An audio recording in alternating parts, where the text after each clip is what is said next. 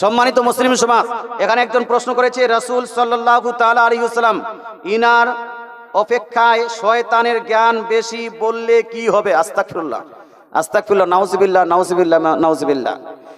হে মুসলমান, মাখলুকাতের মধ্যে স্রষ্টা আল্লাহ, আল্লাহর পরে পুরো মাখলুকাতের মধ্যে সব থেকে বেশি জ্ঞানী হলেন আমার রাসূলুল্লাহ। জোরে বলেন সুবহানাল্লাহ। আমার রাসূলুল্লাহ, কারণ আল্লাহ তাআলার পর সব থেকে মর্যাদাশীল ব্যক্তিকে রাসূলুল্লাহ, সব থেকে মর্যাদাশীল মাখলুককে রাসূলুল্লাহ। মুসলমান, এখানে আমি আদম আলাইহিস সালামের ঘটনাটা শুনেছি। আদম আলাইহিস সালামের মর্যাদাকে বৃদ্ধি করেছেন আল্লাহ কিসের মাধ্যমে? জ্ঞানের মাধ্যমে। জ্ঞান যার যতটা বেশি হবে মর্যাদা তার ততটাই বেশি হবে। রাসূলুল্লাহ হলেন last and final messenger of almighty Allah, আল্লাহর সর্বশেষ নবী। যখন মুহাম্মদ সাল্লাল্লাহু আলাইহি ওয়াসাল্লাম, ইনার মর্যাদা হলো সর্বশ্রেষ্ঠ। সুতরাং আদম আলাইহিস নবী মুহাম্মদ সাল্লাল্লাহু আলাইহি ওয়াসাল্লাম থেকে কেউ যদি শয়তানকে বেশি জ্ঞানী বলে, শয়তানকে নবীর জ্ঞান অপেক্ষা বেশি জ্ঞানী বলে, এটা নবীর সঙ্গে বেয়াদবি করা হবে। এর জন্য তওবা ইস্তেগফার করা হলো জরুরি, জরুরি, জরুরি। জহুরা বেবাপ স্বামীর নামে 500, বাপ মায়ের নামে 500। মাশাআল্লাহ, সুবহানাল্লাহ। এখানে ছেলেরা দান করে না নাকি বাপ? হ্যাঁ, সব মেয়েরাই করছে। এটাকে মেয়েদের কাছ থেকে একজন 200, একজন 100, আর একজন 100, একজন 30 টাকা। মাশাআল্লাহ। তাহলে মেয়েরা হয়ে গেল এখানে 4টা, ওখানে 5টা, 9 জন মা হয়ে গেল, দান করেছেন। মাশাআল্লাহ, সুবহানাল্লাহ। আব্দুল সুবহানের শেখের ছেলে, হ্যাঁ ওই সুবহান মানে আব্দুল সুবহান আগে, সুবহান শেখের ছেলে মিজান সাহেব দিয়েছেন 2000 টাকা বাকি। আল্লাহ তাআলা এই দানকে কবুল করুন এবং আরো অন্যান্য ব্যক্তিকে দান করার তৌফিক দান করুন, বলেন আমিন। মুসলমান হবে না? আর কেউ দেনেওয়ালা নাই ভাই? মাশাআল্লাহ, সুবহানাল্লাহ। কি নাম আপনার নাম কি? আলামিন। আলামিন বাবু বলছেন যে আমার ছেলের জন্য দোয়া করবেন, আমার বাচ্চার জন্য দোয়া করবেন, যেন আপনার মতো যেন আলিম হতে পারে। আমি দোয়া করব যেন আমার থেকে অনেক অনেক অনেক বড় আল্লাহ তাআলা আপনার ছেলেকে আলিম তৈরি করেন। সবাই বলেন আমিন। আমি খুব বড় আলিম নই বাপ, খুব ছোট্টখাটো আলিম। এখনো আমার পড়াশোনা চলছে, আমি সব সময় পড়তে থাকি।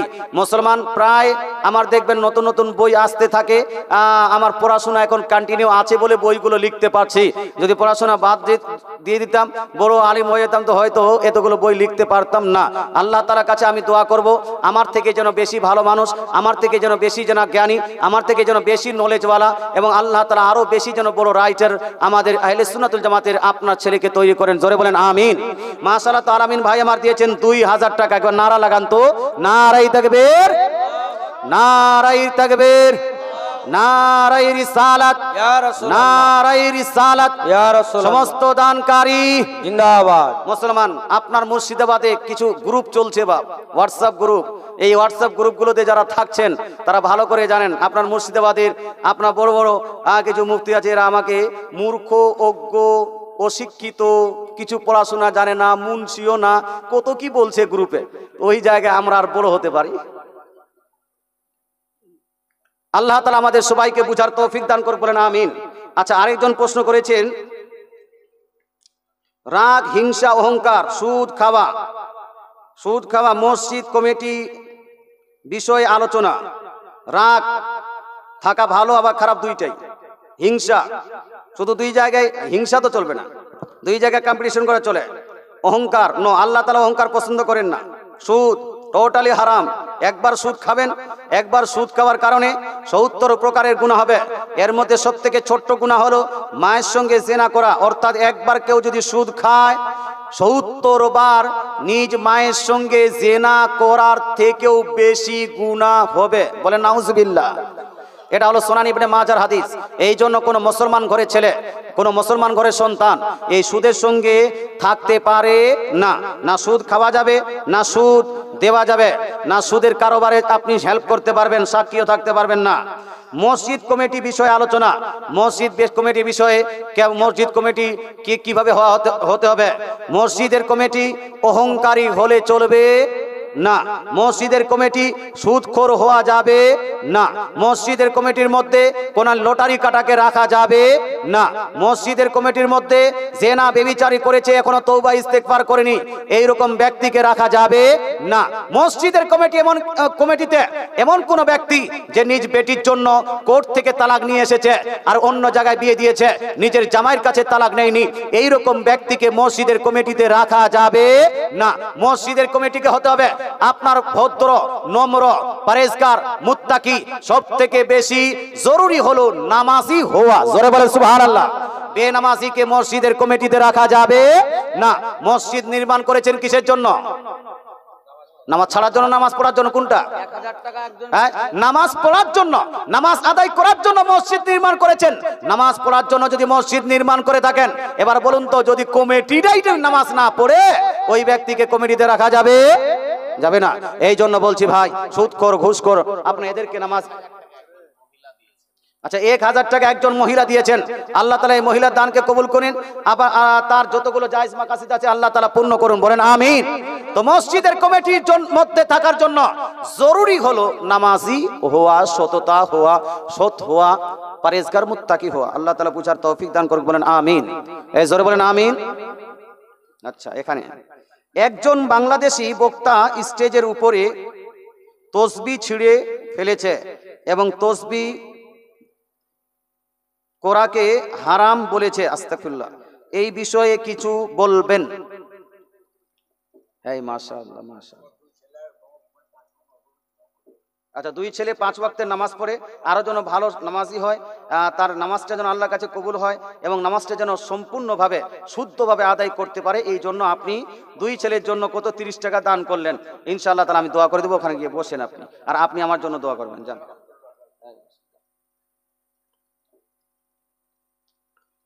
হ্যাঁ, একজন বাংলাদেশি কেন, সৌদি আরবের কোন বক্তা যদি তাসবিহকে ফেলে দেয় আর তাসবিহ পড়াকে হারাম বলে, তার বলার কারণে তাসবিহ পড়াটা হারাম হয়ে যাবে না। তাসবিহ প্রসঙ্গে তো আল্লাহ তাআলা বলেন কোরআন শরীফের মধ্যে, কায়নাতের মধ্যে যাহা কিছু আছে প্রত্যেকটা বস্তু আল্লাহর তাসবিহ পড়ে। জোরে বলেন সুবহানাল্লাহ। তাসবিহ পড়তে পারেন। এবার তাসবিহ পড়তে গিয়ে কোন জায়গায় পড়বেন? কোন জায়গায় পড়বেন? আল্লাহ তাআলা, রাসূল সাল্লাল্লাহু তাআলা আলাইহি ওয়াসাল্লাম বলছেন, কোন ব্যক্তি যদি নামাজে সালাম ফিরানোর পরে 33 বার সুবহানাল্লাহ, 33 বার আলহামদুলিল্লাহ আর 33 বার আল্লাহু আকবার পড়ে, আর শেষে লা ইলাহা ইল্লাল্লাহু ওয়াহদাহু লা শারীকা লাহু লাহুল মুলকু ওয়া লাহুল হামদ ওয়া হুয়া আলা কুল্লি শাইইন কাদির আল্লাহুম্মা লা মানিয়া লিমা আতাইতা ওয়া লা মুতিয়া লিমা মানাতা ওয়া লা ইয়ানফাউ জাল জাদ্দি মিনকাল জাদ। এই দোয়াটা পড়ে 100 জমিয়ে দেয়, 100 পৌঁছে দেয়, 100 পূর্ণ করে দেয়। নবীজি বলছেন, এই ব্যক্তির যদি সমুদ্রের ফেনার মতো যদি গুনাহ থাকে, ওই গুনাহটাও আল্লাহ তাআলা মাফ করে দিবেন। জোরে বলেন সুবহানাল্লাহ। মুসলমান, তাহলে মসজিদে হোক বা বাড়িতে, মহিলারা যখন বাড়িতে নামাজ পড়বে, আচ্ছা 2 রকমের হাদিস আছে। আপনারা হয়তো কেউ ভাবছেন হুজুর 34 বার যে আল্লাহু আকবার শুনেছিলাম, এটা কেউ ভাবছেন। তো 33 বার সুবহানাল্লাহ, 33 বার আলহামদুলিল্লাহ, 34 বার আল্লাহু আকবার, এটাও হাদিস আছে। আর আমি যেটা হাদিস পড়লাম, যে এই ফজিলতটা শুনালাম, সেই ফজিলতটা হলো 33 বার সুবহানাল্লাহ, 33 বার আলহামদুলিল্লাহ আর 33 বার আল্লাহু আকবার। আর 100 বার গিয়ে 33 33 3 33 কত হলো? 99। এবং 100-এ গিয়ে যদি আপনি লা ইলাহা ইল্লাল্লাহু ওয়াহদাহু লা শারীকা লাহু এই দোয়াটা পড়েন, এটা ব্যক্ত হয়েছে হাদিসে, সহিহ মুসলিমের হাদিস। এই দোয়াটা পড়লে সমুদ্রের ঝাঁকের মতো, সমুদ্রের ফেনার মতো যদি আপনার গুনাহ হয়, সেই গুনাহটাও আপনাকে আপনার আল্লাহ তাআলা মাফ করে দিবেন। জোরে বলে সুবহানাল্লাহ। মুসলমান, তাসবিহ পড়া ভালো। নাম বলতে বলেন, একজন মেয়ে দিয়েছে, এখানকার মহিলারাই ভালো, পুরুষ অপেক্ষা মহিলারাই বেশি দান করছে। মাশাআল্লাহ, সুবহানাল্লাহ। এক মা দিয়েছে 500 টাকা। আল্লাহ দানকে কবুল করুন। কি বাবু কোশ্চেন আছে? করো।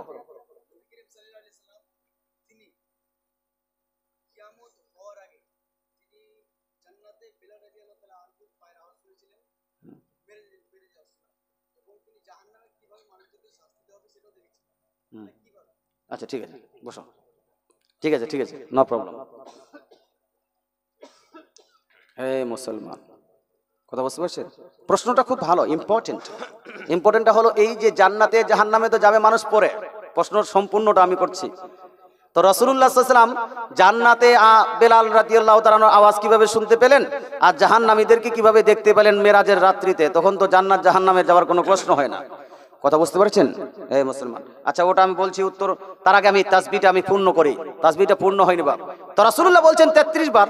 এবার প্রশ্ন হলো যে 33 বার আমরা কি করে মনে করব? এরকম যদি আপনি পড়ে চলে যান সুবহানাল্লাহ সুবহানাল্লাহ সুবহানাল্লাহ সুবহানাল্লাহ সুবহানাল্লাহ, তো আপনি বুঝতে পারবেন যে কতবার হলো। কোথাও তো গুনতে হবে। গুনার জন্য কি করবেন? গুনার জন্য হাতও গুনবেন, এগুলা এগুলা সুবহানাল্লাহ সুবহানাল্লাহ সুবহানাল্লাহ পড়বেন না? আলহামদুলিল্লাহ আলহামদুলিল্লাহ আলহামদুলিল্লাহ এটা বলবেন। এটা জায়েজ আছে, নো প্রবলেম। আপনি যদি আঙ্গুলে গুনেন তাহলে জায়েজ আছে কিনা? এবার আঙ্গুলে না গুনে কেউ যদি অন্য কোনো মাধ্যমে গুনে, যেমন একটা এখন তাসবিহর জন্য একটা বের হয়েছে, সুবহানাল্লাহ বলবেন, একটু পুট করে দিবেন, তো ওই মেশিনে উঠে যাচ্ছে কতবার হলো। কথা বলবেন না? বুঝা গেল? আমাদের ওই আপনার কেসিজর শরীফে একজন পীর সাহেব ওইটা সবসময় নিয়ে থাকতেন, হাজার হাজার যারা তাসবিহ পড়তেন, তো ওটা নিয়ে থাকতেন, ওখানে দেখেছি। এই মেশিনে পড়া যাবে কি যাবে না, অথবা তাসবিতে পড়া যাবে কি যাবে না? সাহাবায়ে কেরামের মধ্যে কিছু সাহাবায়ে কেরাম তাসবিহ তাহলিল যখন পড়তেন তখন ওই আপনার পাথর একবার পড়তেন, এই পাথরটা এদিকে করে দিলেন, আবার পাথর পরে এদিকে করে দিলেন, এর পাথর হয় না? আমি যখন কোলাই গোনা করা হয় এখানে কালাই গোনা, হ্যাঁ হয় কিনা? তো কালাই যেন এদিকে লা ইলাহা ইল্লাল্লাহু মুহাম্মাদুর রাসূলুল্লাহ বলে একটা করে দিলেন, এরকম করে না? ওইরকম সাহাবারা করছেন। রাসূলুল্লাহ এটাকে নাজায়েজ বলেননি, বিদআত বলেননি, হারাম বলেননি, এটাকে সমর্থন করেছেন। এই সমর্থন করা থেকে প্রমাণিত হয় যদি আঙ্গুলে না গুনে কেউ যদি অন্য কোনো মাধ্যমে গুনতে চায়, এটাও গুনাহ জায়েজ আছে। কেউ যদি আপনার ওই তাসবিহ দানা গুনে, তাসবিহ দানাটাও গুনাহ জায়েজ আছে। কেউ যদি মেশিনের মাধ্যমে গুনে, ছোট্ট একটা মেশিন বার হয়েছে বলছিল, একটু টিপে দেবেন, একবার তাসবিহ হয়ে গেল, ওখানে গুনাহ হয়ে যাবে, এটা যদি কেউ গুনে এটাও জায়েজ হবে। কেউ যদি পাথরের এই নিয়ে গুনে এটাও জায়েজ হবে। এটাকে হারাম বলা, আমি বললাম তো ওই বাংলাদেশে বক্তা কেন, গোটা পৃথিবীর যদি মৌলবীরা এটাকে হারাম বলে তবুও হারাম হয়ে যাবে, এই হারাম হয়ে যাবে না। যেমন এখন কিছু মৌলবী বলছে এই ভিডিওকে যারা জায়েজ বলবে, ও জায়েজ বলার কারণে ওর বহু তালাক হয়ে যাবে। আরে একটা মুফতি কেন, গোটা পৃথিবীর মুফতিরা যদি বলে যে ভিডিওকে জায়েজ বলার কারণে বহু তালাক হবে, তবুও বহু তালাক হবে না। কথা বোঝা গেল? হ্যাঁ, বহু তালাকে এখানে ফতোয়া লাগে। মুসলমান কিছু মানুষ গেলে বহু তালাক দিবে, দোষ করে গেলে বহুটার উপরে লাগাবে। মুসলমান তো তাসবিহ আপনি পড়তে পারেন, নো প্রবলেম। আপনার অসুবিধা হলে হাতে না গুনলে কেউ যদি ওটা পড়ে, হ্যাঁ। তবে আমি কম্পারিজন করে দেখেছি, আমার মনে হয়েছে যেটা আমি এখনো এটাকে একদম রিসার্চ করে করতে পারিনি, কমপ্লিট করতে পারিনি। তবে আমার যেটা মনে হয়েছে রিসার্চ করার পরে, যে তাসবিহ অপেক্ষা হয়তো আঙ্গুলে গুনাটা বেশি ভালো হবে। কথা বোঝা গেল? হ্যাঁ, তবে এটার মধ্যে আমি কোনো সারাহাতান কোনো দলিল পাইনি যে দলিলে আছে যে আঙ্গুলে গুনলে বেশি নেকি পাবো, এরকম কোনো দলিল পাইনি। তবে আমার মনে হয়েছে যে আঙ্গুলে গুনলে বেশি ভালো হবে, সেটা আমি আপনার সঙ্গে ব্যক্ত করলাম। এটার জন্য দলিল দিতে পারবো না। মেয়েদের বিড়িবাদ, হ্যাঁ, উনি এই যে বাচ্চাটা প্রশ্ন করলো, প্রশ্নটা হলো এই যে রাসূলুল্লাহ সাল্লাল্লাহু আলাইহি ওয়াসাল্লাম মেরাজের রাত্রিতে ইয়েস দেখতে পেলেন। দেখেন, রাসূলুল্লাহকে আমরা গায়েবের সংবাদদাতা বলি কি বলি না? গায়েবের জ্ঞানী বলি কি বলি না?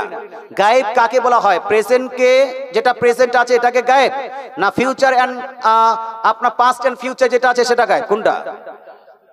পাস্ট এন্ড ফিউচার দুইটাই হলো গায়েব। প্রেজেন্ট যেটা আছে আপনার সামনে যেটা আছে সেটা তো গায়েব নয়। কথা বোঝা গেল? মুসলমান, যেহেতু রাসূলুল্লাহ সাল্লাল্লাহু আলাইহি সাল্লামকে আল্লাহ তাআলা গায়েবের সক্ষমতা দিয়েছেন, জ্ঞান দিয়েছেন, সেহেতু আমার নবী, আপনার নবী জাহান্নামীদেরকে দেখতে পারেন কি পারেন না? এই পারেন কি পারেন না? যারা গায়েব মানে না, আমি একটা ইউটিউবে লেকচার দেখলাম, ওখানে গায়েব মানে না বলে কি যেন আপনার ওই লাইট ফাইট এদিকে ওদিকে জয়েন করে একটা উত্তর দিয়েছে। ওদের ওটাতে উত্তর দেওয়ার প্রয়োজন আছে, কিন্তু আমাদের কথা হলো এই যে ফিউচার দেখার সক্ষমতা আমার রাসূলুল্লাহর আছে। জোরে বলে সুবহানাল্লাহ। রাসূলুল্লাহ সাল্লাল্লাহু আলাইহি ওয়াসাল্লাম বলছেন ইন্নাল্লাহা রাফা আলিয়া দুনিয়া ফা আনা আনসুরু ইলাইহা ওয়া ইলা মা হুয়া কাইনুন ফিহা ইলা ইয়াউমিল কিয়ামাতি কাআন্নামা আনসুরু ইলা কাফি হাদিহি।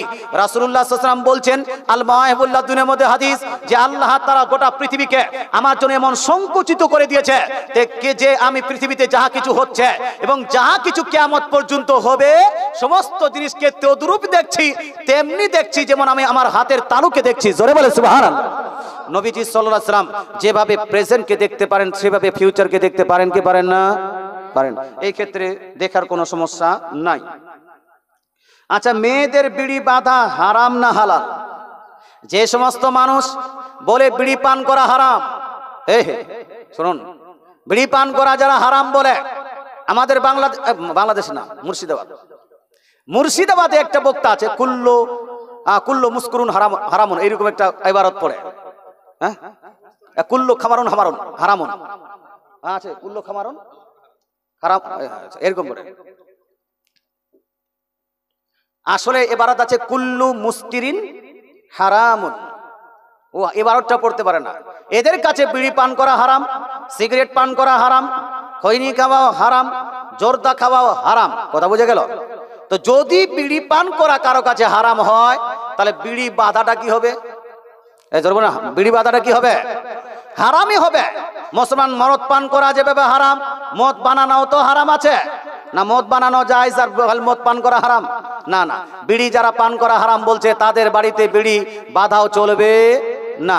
তবে অ্যানালাইসিস করে দেখা গেছে, রিসার্চ করে দেখা গেছে, মুর্শিদাবাদে যেইগুলো জায়গাতে বিড়িটাকে হারাম বেশি বলে ওই জায়গাতে বিড়ি বেশি বাঁধা হয়। হ্যাঁ, বিড়ি বেশি বাঁধা হয়। আর যেই বক্তাগুলো, এই মুসলমান, যেই বক্তাগুলো হারাম হারাম বলে ওই বক্তাদেরকে বেশিরভাগে বিড়ি বাঁধার টাকাই দেওয়া হয়।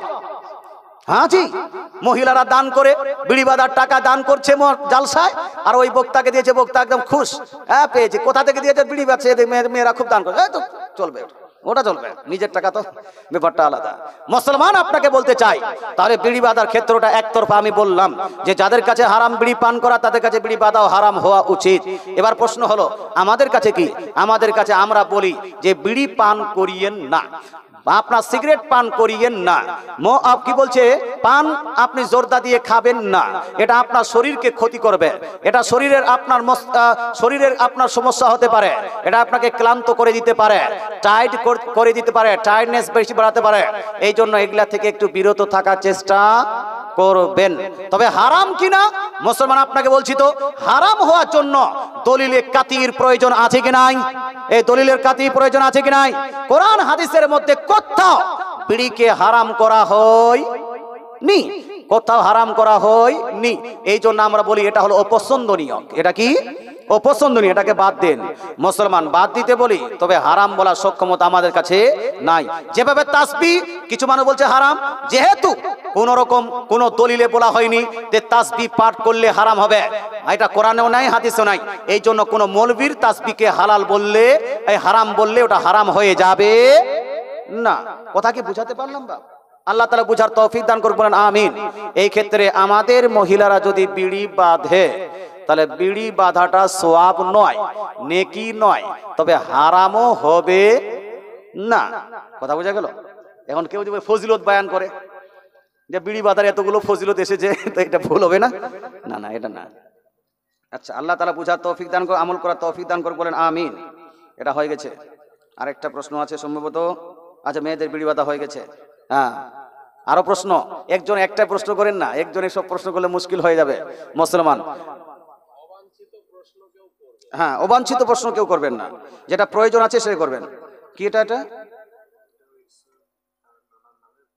শোয়েব তার নানার নামে 5টি সিমেন্ট বাকি লিখে দিয়েছে। আল্লাহ তাআলা দানকে কবুল করুন। জোরে বলেন আমিন। নারায়ে তাকবীর, নারায়ে রিসালাত, নারায়ে রিসালাত।